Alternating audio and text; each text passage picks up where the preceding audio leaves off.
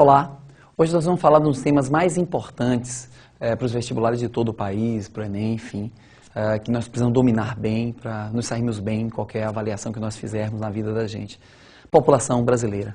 A população brasileira que se formou de maneira diversa no processo histórico e que, enfim, promoveu uma das maiores alegrias, um dos maiores fenômenos raciais e culturais do mundo, que é essa diversidade, essa beleza étnica que serve como atrativo hoje em todas as áreas do campo da arte, do campo literário e também, obviamente, no campo até turístico e econômico.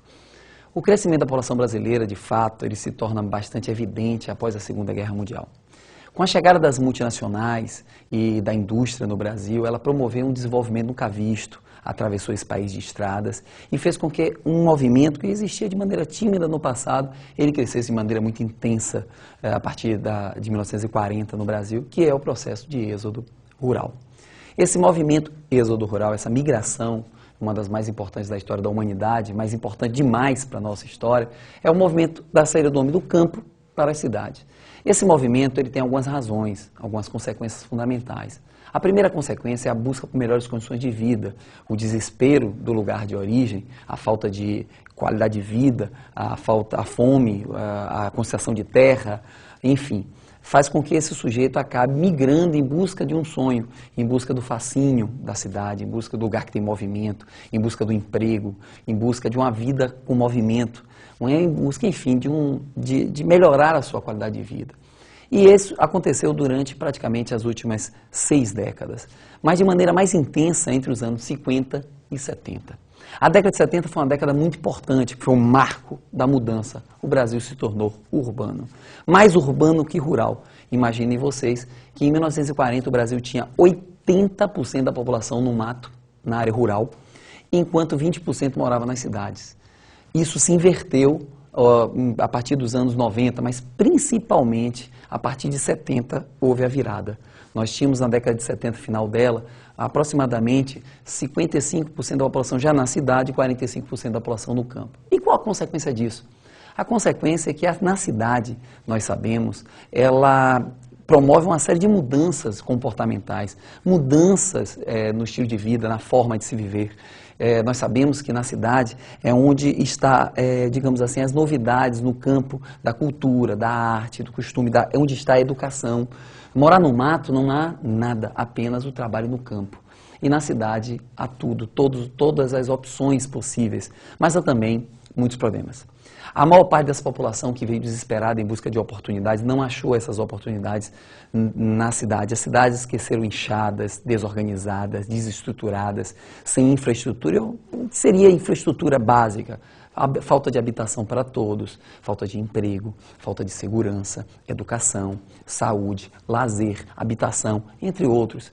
Essa migração em excesso, gerando um transbordo da pobreza rural para a pobreza urbana, fez com que essas cidades se tornassem cidades extremamente inchadas, desorganizadas e por isso com sérios problemas, como nós comentamos antes. Porém, houve uma mudança no comportamento nos últimos, digamos assim, 30 anos, no comportamento dessa população brasileira que tem emergido e mudado a sua vida de maneira bastante enfática. A primeira mudança foi a diminuição do número de filhos. Vale ressaltar que quanto mais informação as pessoas têm, mais educação as pessoas têm, principalmente a mulher.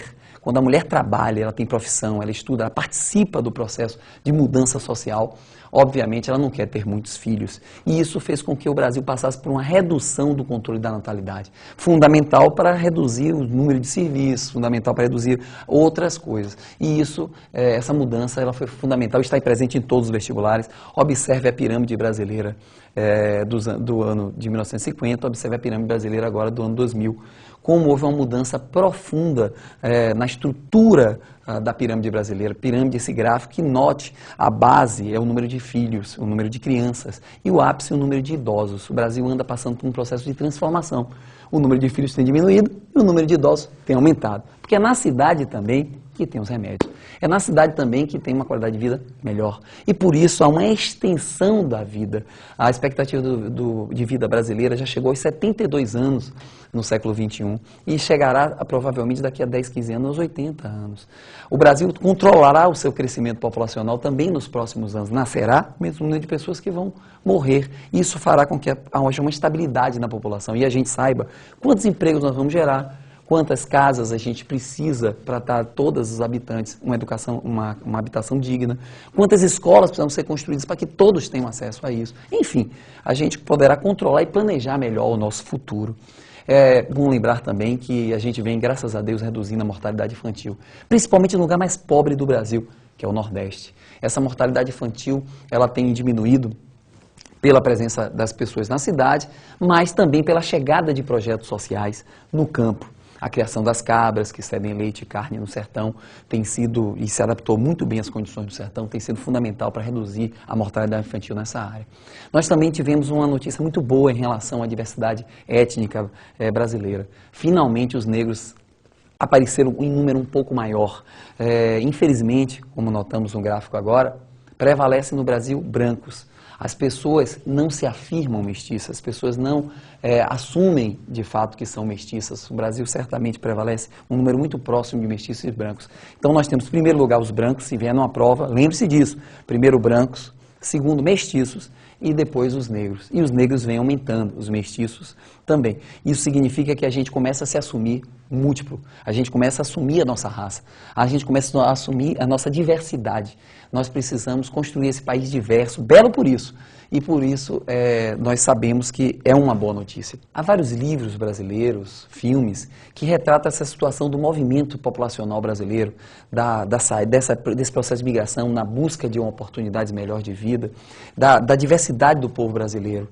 E por isso eu vou chamar meu amigo professor Zé Carlos, professor de literatura, que vai dar esse arcabouço melhor, vai citar alguns exemplos fundamentais que nós precisamos dominar para conhecer, inclusive, o nosso território, o nosso povo, a nossa cultura, a nossa etnia e dominar bem as provas do vestibular. Valeu, Mazinho. Muitas obras da literatura brasileira tematizam o seu povo, o povo brasileiro. João Baldo Ribeiro, em 1984, ele vai nos brindar com Viva o Povo Brasileiro.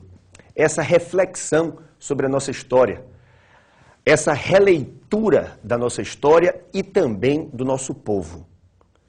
De um outro lado, nós vamos ter Graciliano Ramos, o mestre da concisão, com seu estilo seco, com sua literatura seca e esse seu célebre romance Vidas Secas. Vidas Secas que contará a história dos 6 viventes que saem de uma região que nós não sabemos, partem para uma região que nós também não sabemos, mas, claro, vamos reconhecer, através da sua sucinta caracterização, que ali se trata do Nordeste brasileiro. Então, nós vamos observar que Graciliano Ramos ele vai nos contar o drama desse sertanejo esquecido pelo litoral, esquecido pelo governo, oprimido pelo Estado, porque Vidas Secas, indiscutivelmente, é a psicologia do oprimido. Valeu, Zé. É bom lembrar que o povo brasileiro ele tem se transformado, como nós falamos há pouco, muito nesse processo de urbanização. Nós temos criado uma nova cara, e essa nova cara ela é urbana e tem muitas coisas boas e muitas coisas ruins. Nós vivemos um mundo de contrastes e contradições. Vale lembrar que é preciso dominar todo esse contexto para que a gente busque soluções, para que, obviamente, a gente possa dominar melhor esse tema, não só para passar o vestibular, mas sim para construir a cidadania necessária para a gente transformar a realidade da gente. Um abraço, fique com Deus.